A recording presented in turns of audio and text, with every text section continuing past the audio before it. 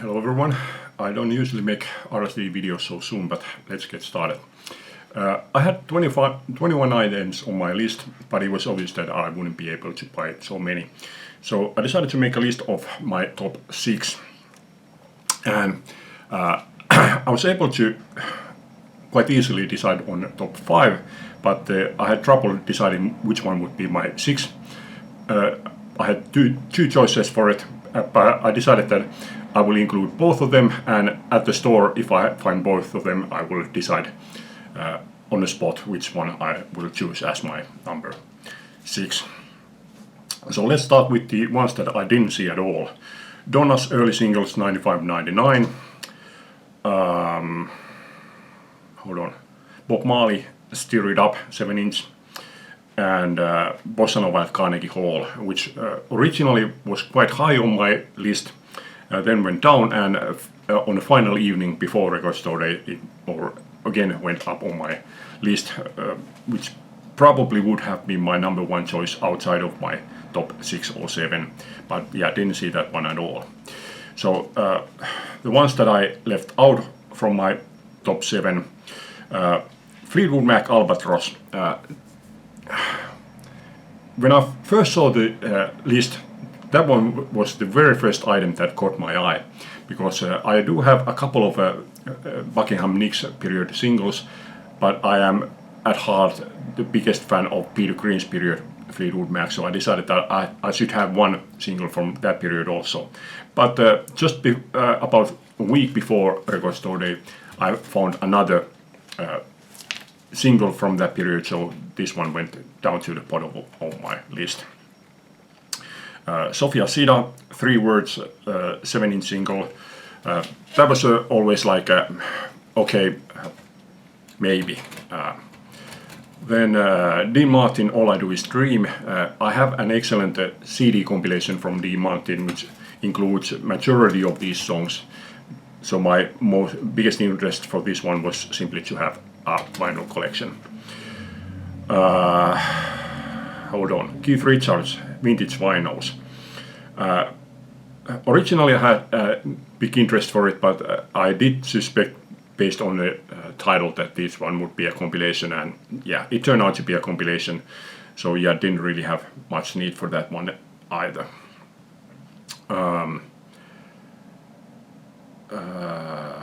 Dolly Parton, Monument singles, 64-68.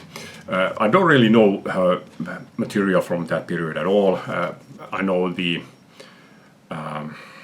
just because I'm a woman, but honestly I don't even know if it's included on this one or not.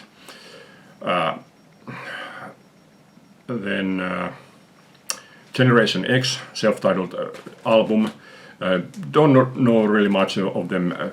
I do remember that Billy Idol later on as a solo artist recorded one of those songs again, which became a hit, but I don't remember which song it was. And I have heard some other songs from Generation X also, but yeah, I don't really remember which ones.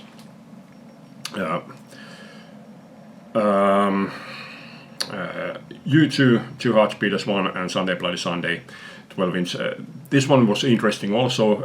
I have collected during the last few years about half of the single releases that they have made. But this one was that, okay, if I don't find anything else, if I have extra money, I will buy that one.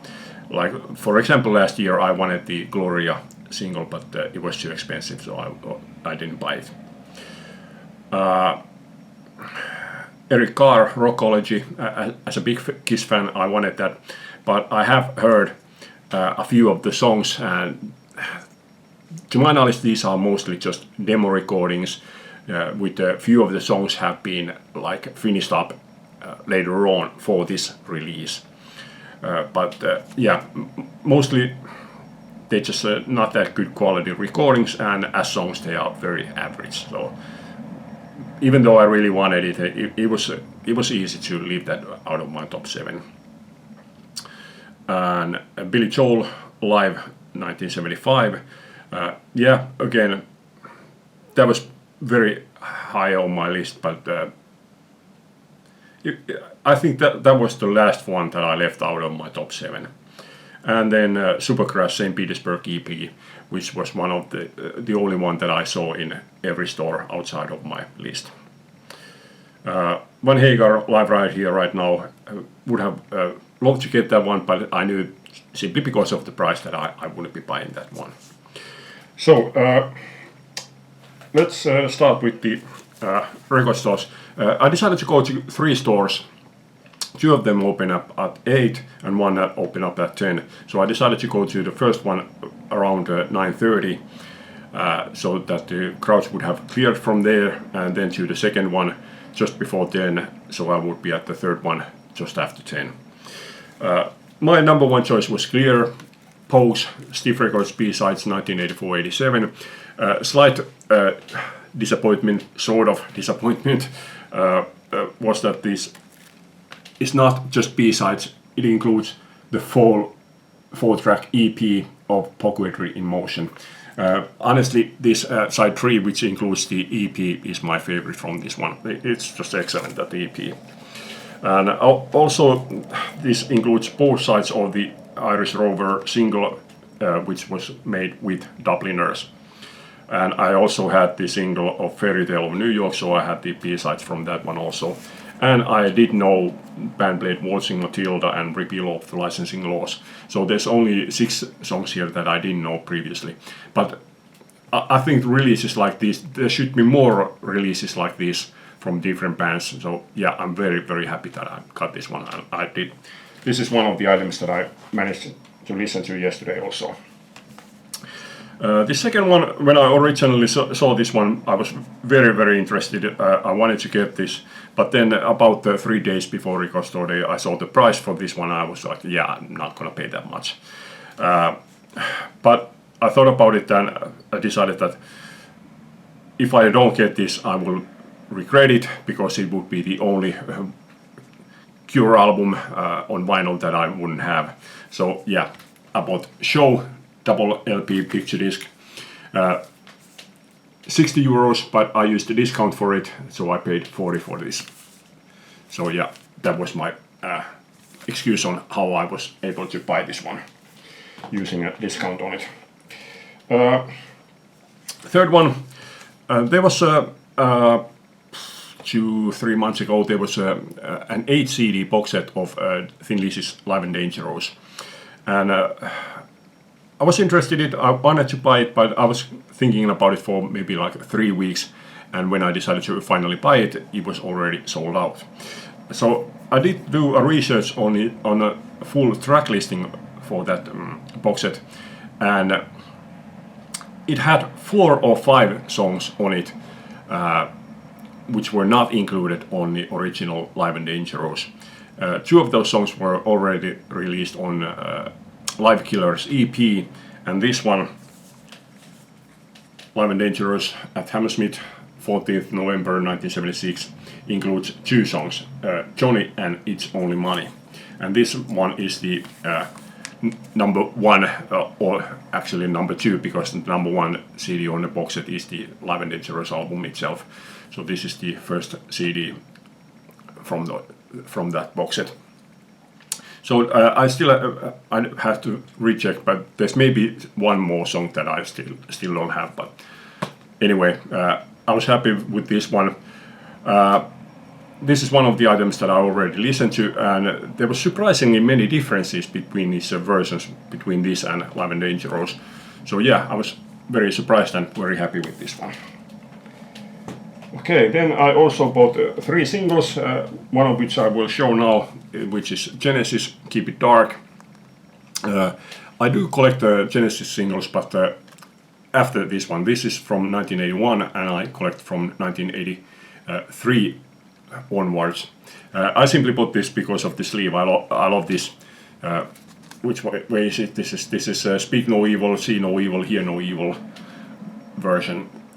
Yeah, I love this thing.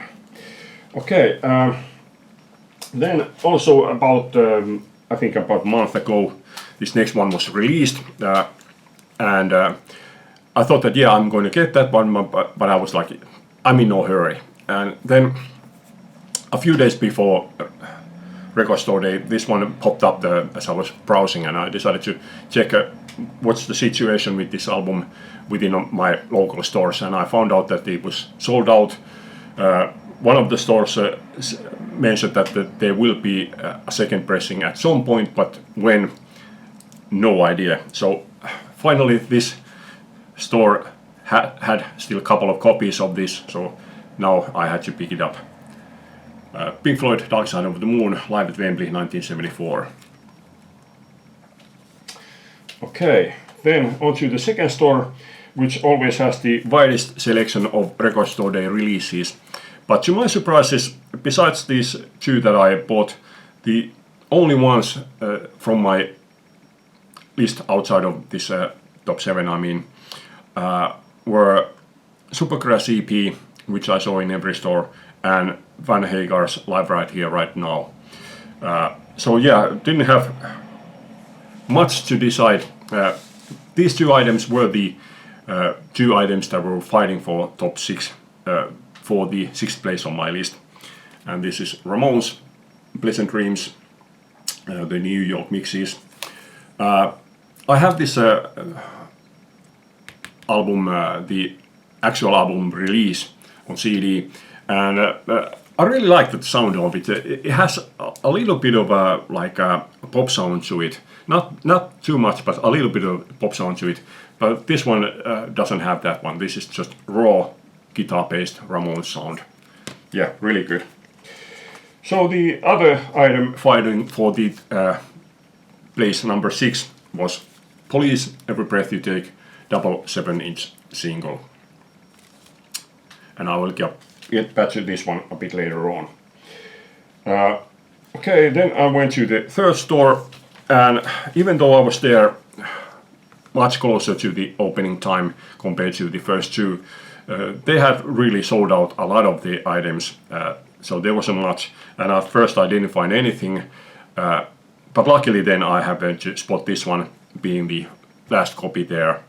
So I got one item from there, and this is Soul Asylum, the complete unplugged New York 93 double LP. I haven't listened to it yet, but very, very happy. If I would have to put these top 7 items in order, this one would have been my number 2. So that was the final record store day item that I found. The one item that I didn't find was Elvis Presley Burning Love RCA rehearsals. I'm still hoping that I will find that one, but at the moment I have to say that I'm not hopeful. Okay, from that third store I also found a couple of singles which I bought, and as we are all preparing for Christmas, I thought that this was a good time to buy a Christmas single by Bullworkers, Mary's Boy Child and Jingle Bells. Actually I already had this one. This one was an upgrade. And the other one was Meatloaf, All Revved Up with No Place to Go, back with Heaven Can Wait. Not sure if I'm going to keep this one. I'm not sure have I ever seen Meatloaf singles before. That's basically the main reason why I bought that one. So yeah, after that I went to one more store, which I knew didn't take part in record store day, but it has been a very good place for me for singles during the last 2-3 years. So even now I found a few singles. And the first one of them was Ronnie Lane, Kusty Rye, back with One Step. I've never seen Ronnie Lane's solo singles before, so I was very happy to get this one. Even though I have had the Ronnie Lane singles compilation CD for 20 years, I still don't know what this Kusty Rye means. Yeah, no idea.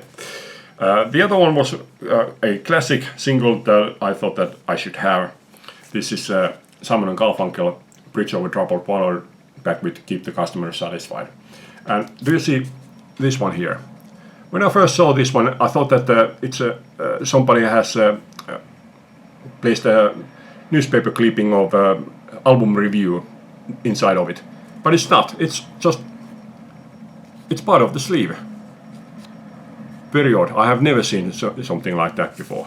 It's just a says Simon and Garfunkel Bridge Over Troubled Water and the catalog number. Okay, one more, or rather, next one. Dave Edmunds, Born to Be With You, Pickaxe Rag. Kind of ugly sleeve, to be honest. But Dave Edmunds is one of those that I have now 4 or 5 bands and artists that I have, which are sort of like a side collecting for me. Somebody mentioned that they have bands or artists that they don't even try to collect all the albums by. So that gave me an idea that I start collecting some bands and artists, not even trying to buy everything, but they're just sort of nice. Like if I don't find anything else, I can just look out for these. That okay, is there anything by these bands or artists? So I have managed to buy not many. I have a couple of Dave Edmunds singles, for example. Lenny Kravitz, Stand By My Woman, Flowers for Zoe. Even though I don't have all of the albums from Lenny Kravitz, I do consider myself kind of big Lenny Kravitz fan. So I decided that I have to have at least one of the singles from him. Really difficult to come by singles from Lenny Kravitz. Actually never have seen singles by him from ever before. So yeah, very happy to get this one. And the final one, Police, Spirits in the Material World, back with Low Life. I think it was a year ago, during the record store day, I also found about a dozen singles, 4 of them being Police singles. Now, I wasn't intending to start collecting Police singles. I bought them so that I could send them to my vinyl bar, but he turned out to have 2 of those singles, so I sent 2 of those singles to him, and I kept 2 of them. And after that, I started finding Police singles. So Police became one of these sort of side collections for me. And the funny thing is obviously that this is the one that I sent to my vinyl bar about a year ago. And that is the reason why this one was like on my list to get, even though this was like fighting for that 6th or 7th place. Okay, that's it for this time. Hope you like this. Thanks for watching. Leave a comment. Bye.